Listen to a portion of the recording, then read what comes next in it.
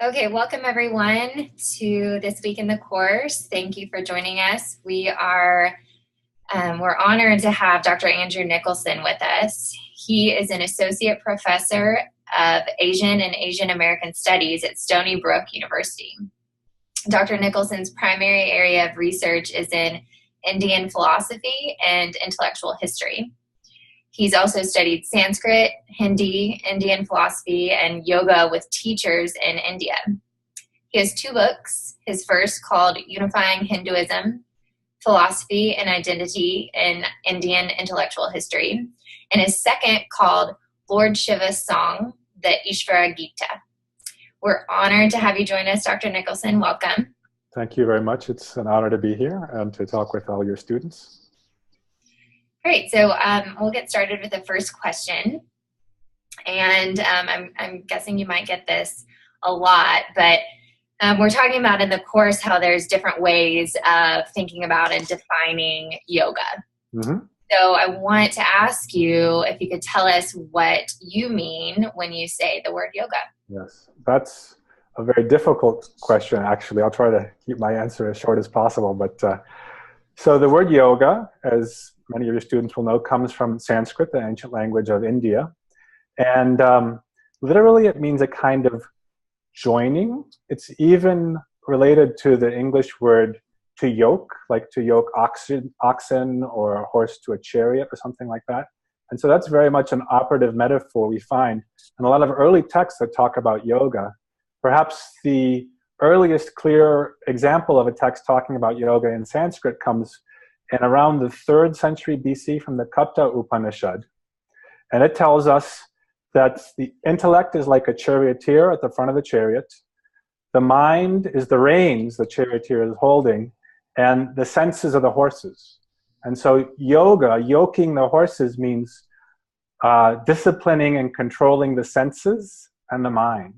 And so that understanding of yoga as, I think what we nowadays would call meditation, is in fact a very ancient definition or an ancient understanding of yoga. Also, I think nowadays people often think of yoga in terms of postures or asanas. And certainly that is something mentioned in a lot of texts. But I think it's a mistake to say, well, I do yoga and meditation, because yoga really is a meditation. And you could say that other bodily practices like postures or breath control are described in various texts as kinds of auxiliaries to yoga, helpers or things to help you successfully achieve this state of mental focus or mental control. Great, thank you. So what that calls to mind is sort of the first Yoga Sutra and Patanjali's Yoga Sutras of, and I know you've referenced this before, the idea that yoga is sort of the cessation of mental activity. Actually, the second sutra. So a sutra is like an aphorism. So the first sutra is, and now the Yoga Sutra, the text on yoga, the second Yoga Sutra is Yogas Chitta Vritti Nirodha.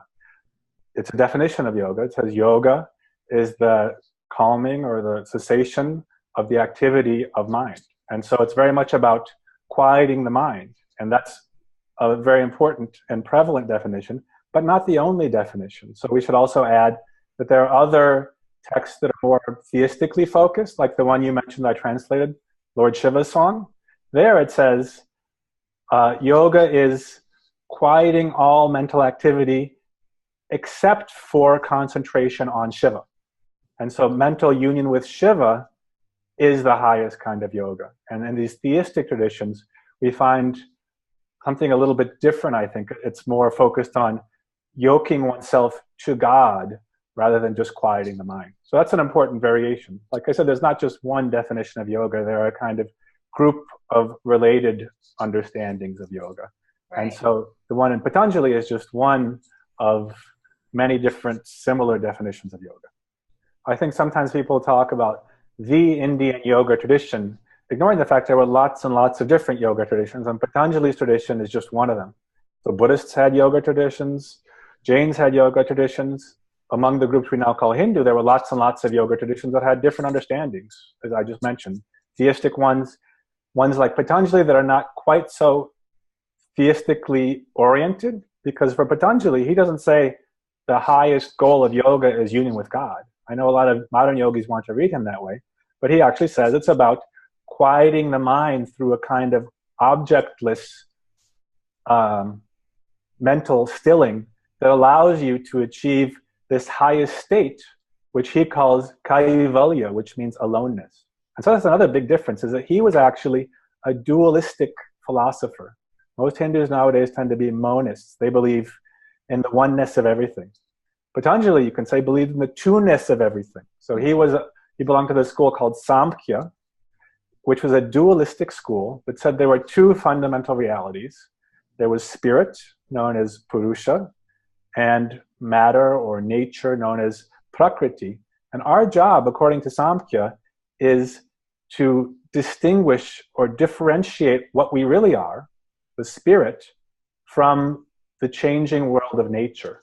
And so for Patanjali, yoga is a means toward that goal of separating oneself from everything.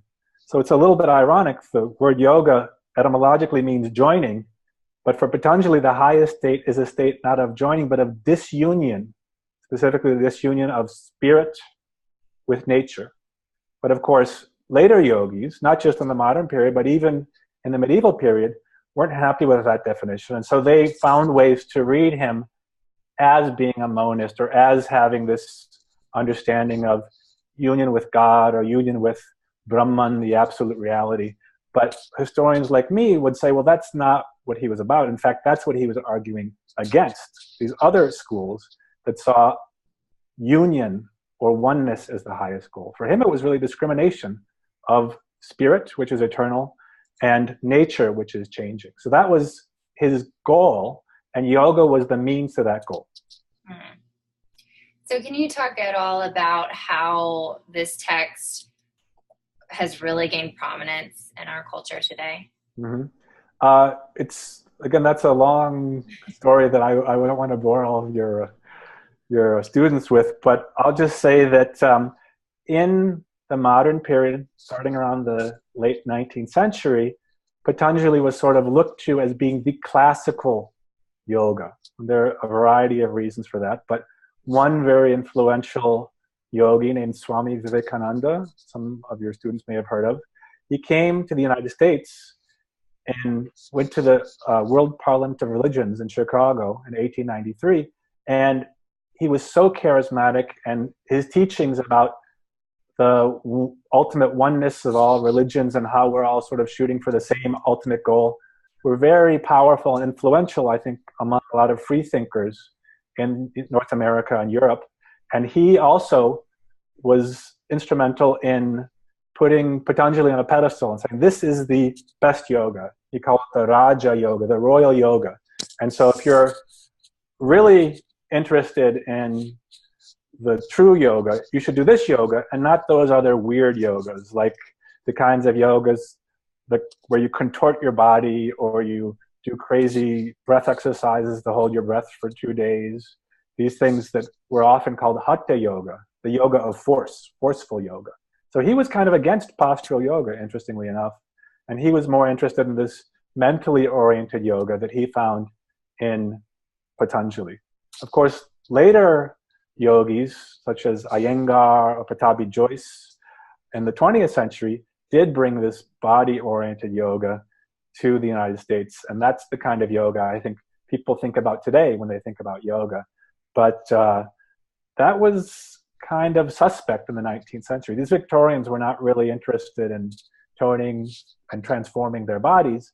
They were more interested in this kind of mental yoga. So Patanjali really does have a lot in common with Buddhist yoga, as a matter of fact. You know, Buddhists also talk about mental control leading to an ultimate state, which they of course call nirvana.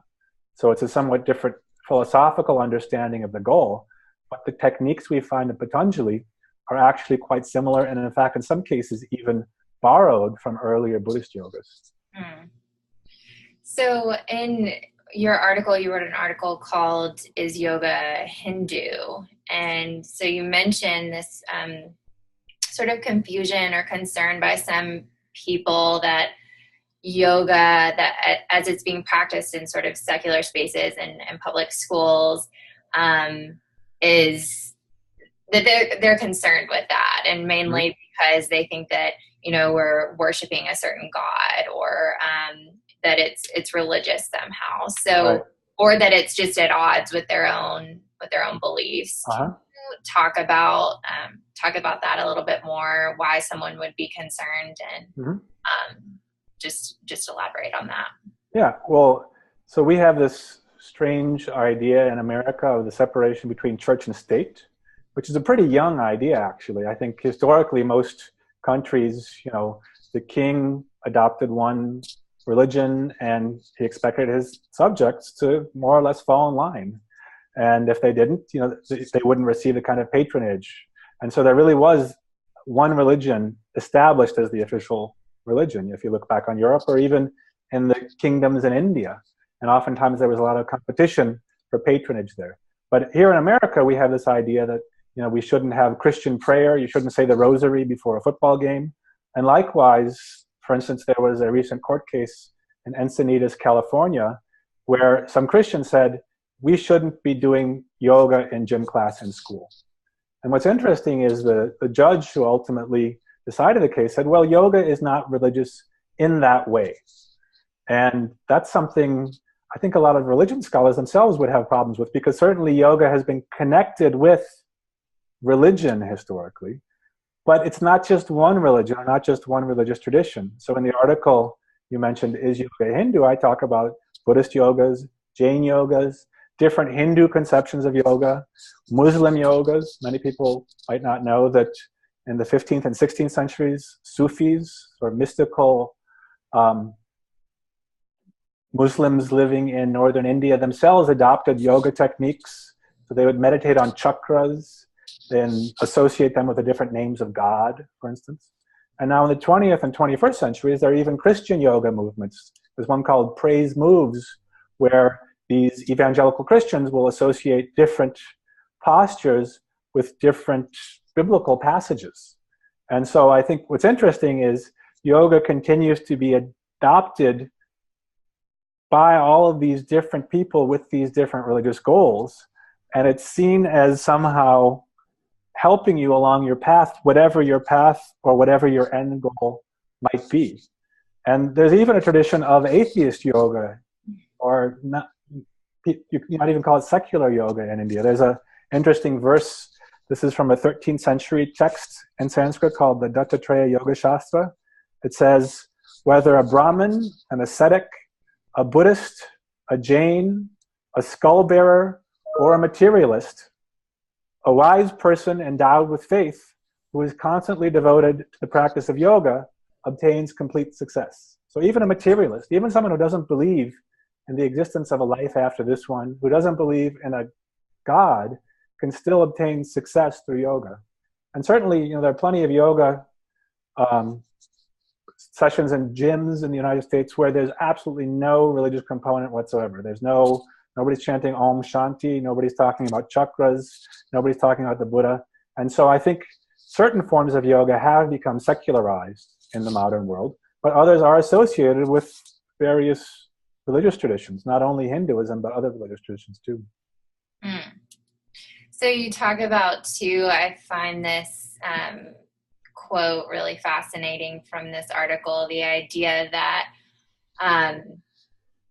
yoga in classical India was like open source software. It was distributed freely and modified by different authors, all competing to come up with the best version for liberation. That was a quote from your article. Can you talk more about this? What did you mean by this? So you could say they're all looking for, I guess, the killer app in yoga, right? Like the one yoga that's better than all the other yogas. And so there wasn't this idea, well, you know, oh, the Buddhists do that, so we can't do that, we have to do something else. Instead, oftentimes, these yogis would take a Buddhist practice or even Buddhist terminology. Patanjali's Yoga Sutras are full of Buddhist philosophical terms and sort of use them to their own ends.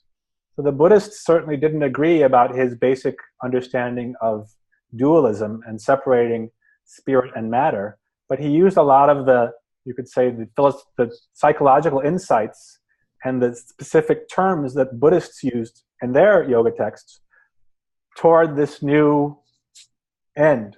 So they were borrowing back and forth these very similar practices, but they were all oftentimes shooting towards a different goal. It's interesting because sometimes people talk about all the religions as being like different paths up a single mountain. But in this case, it's almost reversed, that there's just one basic path. There's one set of different but similar yoga activities. But when you get to the top, Buddhists say one thing happens, Patanjali says another thing happens, the Bhagavad Gita says another thing happens, that thing happens, union with God. So each of these traditions sees their yoga as leading to this ultimate end, which is kind of different. So that's, I think, perhaps surprising to some people how widely yoga was shared in ancient India. So that was my basic idea. They weren't horribly concerned with intellectual property rights in ancient India, certainly not the way that we are nowadays. Yeah.